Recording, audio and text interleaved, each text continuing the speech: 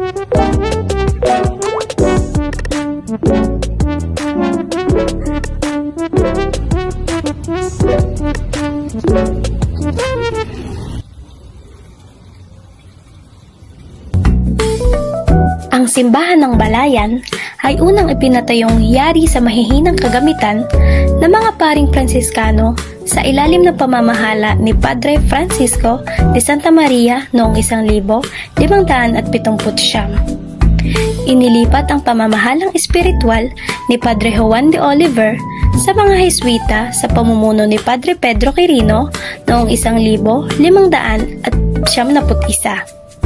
Ipinatayong yari sa bato noong 1748. Muling inilipat ang pamamahala ng parokya sa mga paring sekular na Kastila noong 1753. Pagkaraan sa mga Recoletos noong 1876. Isinalin sa mga paring sekular na Pilipino sa ilalim ng Archdiocese ng Maynila noong 1908. Napalipat ang pangasiwa sa Diocese ng Lipa at ang pari ay si Padre Benigno Gamez. Hinggil sa natatangi nitong kahalagahan sa pamanang pangkalinangan ng sambayan ng Pilipino, ang simbahan ng Immaculada Concepcion, Balayan, Batangas ay ipinahahayag bilang pambansang yamang pangkalinangan at pambansang komisyon para sa kultura at mga sining noong ika-31 ng Hulyo 2001.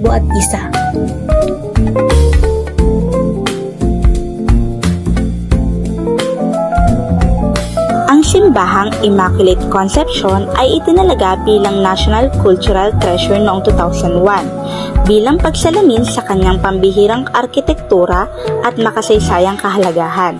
Malinaw ang barok na estilo ng simbahan, ang coral facade ng kulay abo at makulay na kampanaryo ay nagbibigay bigat sa kanyang visual identity. Ang patrona ng Immaculate Conception Parish Church sa Balayan, Batangas ay si Inang Berhen Maria sa kanyang titulo bilang La Immaculada Concepcion. Siya ang patrones ng buong bayan ng Balayan at tuwing Disyembre 8, ipinagdiriwang ang kanyang kapistahan bilang pangunahing pista ng simbahan.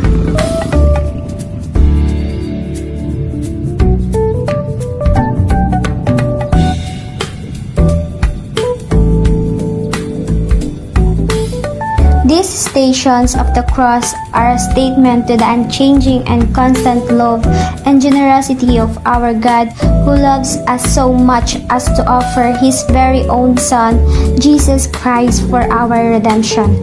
He who committed no sin bore the burden and weight of the cross for us so that we may learn from His example and be willing to share the load of our brothers and sisters in imitation of Jesus.